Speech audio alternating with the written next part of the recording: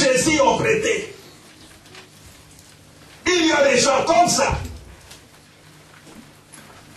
Un Jésus ont prêté. Aujourd'hui, un amour ont prêté. Une joie ont prêté. Tout ce qu'il vit, c'est les emprunts.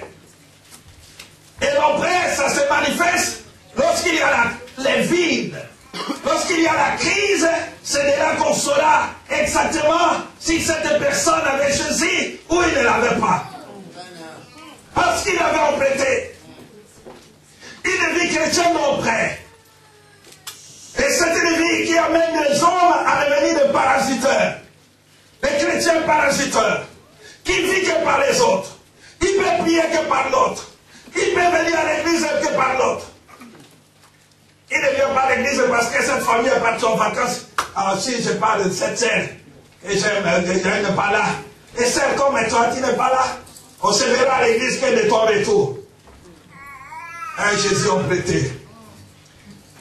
Chapitre 1, 6. 2 Rois chapitre 6. Nous allons étudier ce texte. Un Jésus ont prêté. Je ne veux pas aller trop loin comme d'habitude, mais je vais essayer un peu d'être... Mais je ne sais pas, les sons des Saint-Esprit et son affaire. Un Jésus ont prêté. Quelqu'un peut emprunter un Jésus de l'autre. Quelqu'un peut vivre par la foi de l'autre. Quelqu'un peut vivre par quelque chose qui est des autres. Non, ça ce n'est pas ce que Dieu veut. Suivez-moi bien.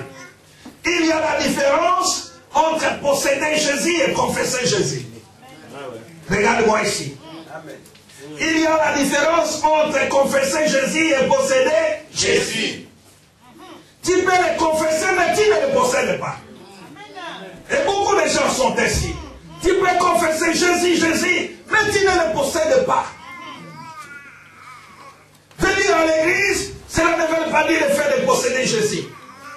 Faire même le travail à l'église, cela ne veut pas dire, oui, tu possèdes Jésus. Il y a même les païens qui prêchent. Les pasteurs païens. Parce qu'ils sont des incirconcis. Ils ne sont pas nés de nouveau. Mais qui sont les païens? Il y a les pasteurs sorciers. Tout ça sont dans l'église. Il y a les pasteurs adultères qui sont dans l'église. Et qui se cachent derrière la Bible. Dieu veut que nous puissions les posséder. Pas les confesser, mais les posséder. Amen. Les diables, c'est ceux qui possèdent Jésus.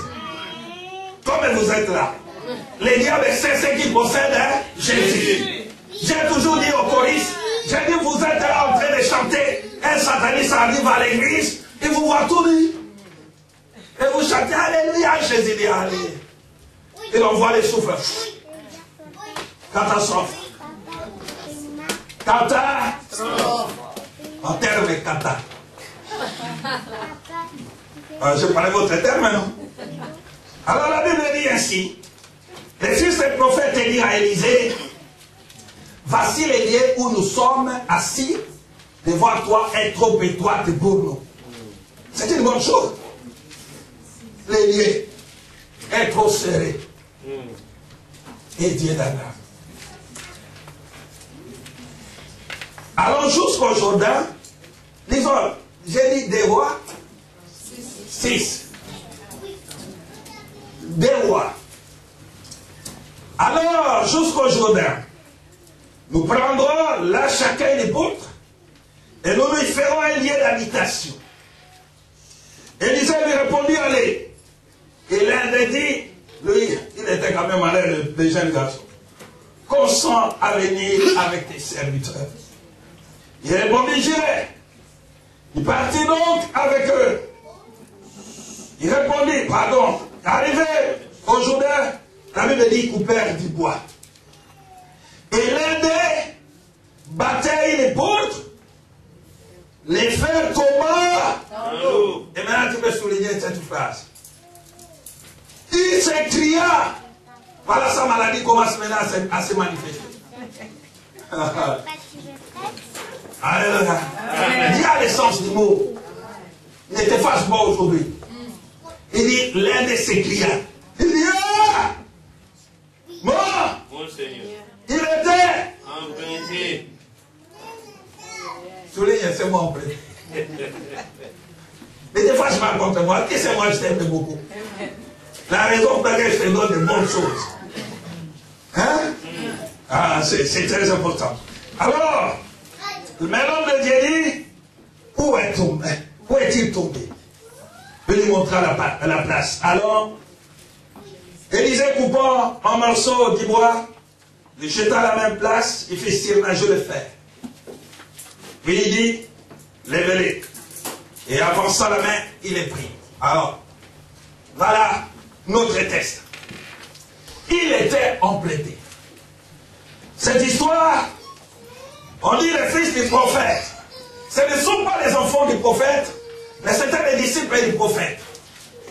Lorsque tu lis dans les textes ainsi, dans ces endroits, on peut parler des fils des prophètes, qui sont ses enfants, mais là on parle des fils des prophètes. C'était les disciples du prophète, des garçons, des hommes qui suivaient les enseignements du maître comme vous êtes là, et vous suivez mes enseignements, on dit les fils du pasteur. Donc on dit les fils du prophète, parce qu'ils recevaient les enseignements du prophète. Ils étaient des disciples du prophète. À cette époque, il y avait des endroits où se trouvaient les corps de formation du prophète. Il se trouvait à Gilgal et il se trouvait à Bethel. Là où Élisée et Élie exerça son ministère avant d'être enlevé. Il communiquait l'esprit de prophétie aux prophètes, aux jeunes prophètes. Ils suivaient les enseignements. Il est bon que ces derniers temps, j'ai vu en Afrique, on dit que oui, les corps des prophètes, tout le monde doit prophétiser là, pas de problème. Et tout le monde se proclame un prophète, pas de problème. Mais nous bénissons Dieu pour tous ces prophètes. Mais ce qui est plus scandaleux, c'est s'il y en a tant de prophètes, l'église ne peut pas être à l'état que se trouve aujourd'hui. Je dis l'église corps de Christ. Ne pouvait pas être à l'état que se trouve aujourd'hui, parce que les prophètes allaient dire, hé, arrête! Ce que vous faites, c'est une comédie. Alors voilà que ces hommes, ils suivaient les enseignements du prophète. Ils suivaient les enseignements du prophète. Et voilà, l'endroit est devenu trop serré, comme nous sommes là. La salle est devenue trop serrée.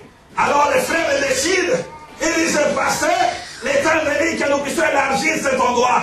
On casse là-bas, et pour élargir la salle, pour avoir un peu d'espace. Et ces hommes, ils avaient une bonne idée d'élargir cet endroit. Mais au milieu des, suivez-moi bien, au milieu de quelqu'un, il a pris le fer. Lorsqu'il partait, mes frères, personne ne savait pas qu'il était emprunté. Il était fier avec le fer sur ses épaules. On va battre très fort. Et tout le monde est toujours comme ça. Lorsque tout va bien, alléluia. Oh, notre Jésus. Oh, Jésus est bon. Oh, Jésus est bon, oui. Pas de problème. Alors, mais, suivez-moi bien. Dieu savait que quelque chose était là, qui n'était pas de lui. Est-ce qu'on nous a montré cet exemple pour rien? Non. C'est une histoire vraie. Oui. Cette histoire est vraie. Pourquoi Dieu l'a permis qu'elle puisse arriver? Pour démontrer que oui, tu ne peux pas marcher avec quelque chose de l'autre. Pourquoi l'affaire des autres personnes ne sont pas tombées? Quelle est l'affaire de cet homme-là?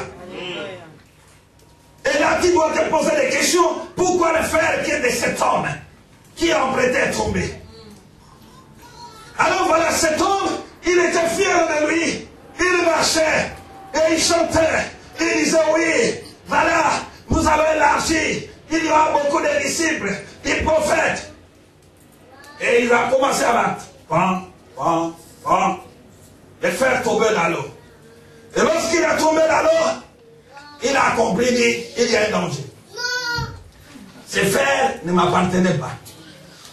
Et si même je cache au prophète, lorsque je vais partir, quelqu'un, le propriétaire va me poursuivre. Il faut que je dévoile Il dit, mon Seigneur, le fer est tombé. Mais une chose est certaine, qu'il était emprunté. Ah, Élisée regarde les jeunes garçons et dit oui, tu as bien fait. Parce que tu n'as pas caché ton état. Et il y a aussi des gens qui cachent leur état. Allons-y. Alors voilà, cet homme, son frère est tombé dans l'eau. C'est l'illustration de quelqu'un qui peut emprunter la vie chrétienne. Il peut emprunter la foi. Il peut emprunter la joie. Il peut emprunter Jésus, alléluia, Jésus. Mon Jésus, mon Jésus. Mais le Jésus là va se manifester devant les problèmes. Devant les problèmes, c'est là qu'on sait qui est vraiment chrétien. Amen. Devant le péché, c'est ça ce qu'on sait que celui-là est sauvé. Hein? Amen. Devant un péché, c'est là qu'on sait que celui-là est sauvé. Devant un problème, c'est celui qu'on sait que celui-là est Jésus. Amen. Et il était emprunté. Cet homme avait emprunté quelque chose pour construire. On ne peut pas construire sa foi par la foi des autres.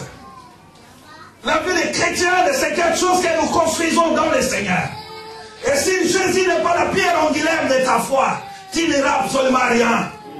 Il y a beaucoup de gens ici qui ont construit leur foi dans les dogmes, dans les théologies, dans les bases, quoi que ce soit. Moi, je suis théologien, je ne refuse pas. Mais j'ai toujours attaqué ça.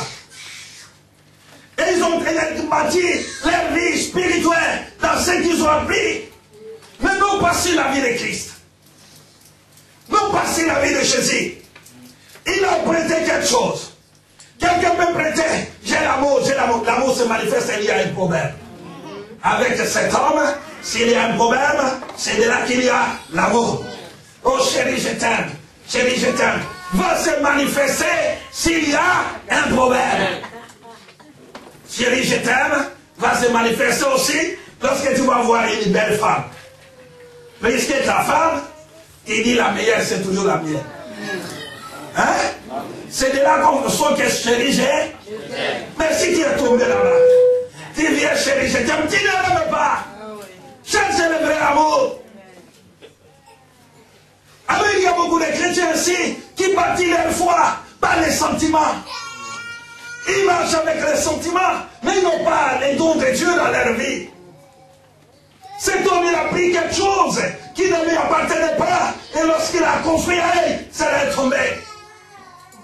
C'est dans l'épreuve qu'on se découvre, qu'on sait vraiment si tu étais vraiment un enfant de Dieu. C'est dans les moments difficiles que ce qui est en toi va sortir. Que les gens vont voir, c'est vraiment celui-là. Ce n'est pas lorsque nous sommes ici. Il avait emprunté, et beaucoup de gens aussi, dans les églises marchent ici, ils ont prêté Jésus. Ils marchent avec Jésus, ils les confessent, mais ils ne les possèdent pas. Tu peux les confesser, mais sans les posséder. Et tu es là, tu me dis Dieu. Tu me dis Dieu. Mais il faut se poser les questions, est-ce que je les confesse? Je vous ai toujours dit, la vie chrétienne, c'est la réalité. La vie chrétienne, ce n'est pas les choses que nous devons rêver, non. S'il faut le vivre réellement. Lorsqu'on dit posséder Jésus, c'est que tu le possèdes réellement. Amen. Tu marches avec lui. Tu es réellement avec lui. Et tu te rassures. Tu dis, s'il vient aujourd'hui, j'irai. Parce que je marche avec lui. Lorsque je marche avec lui, j'attends sa voix. Lorsque je marche avec lui, je le connais. Tu peux tromper tout le monde, mais tu ne tromperas pas ta conscience. Tu peux tromper tout le monde et tu ne tromperas pas Dieu. Il y a des personnes que tu ne peux pas tromper. C'est ta conscience et Dieu. C'est que tu es, tu l'es. Si tu es sauvé, tu es sauvé. Même si les gens t'accusent, tu dis, je me connais. Je sais ce que je suis. Je suis un enfant de Dieu.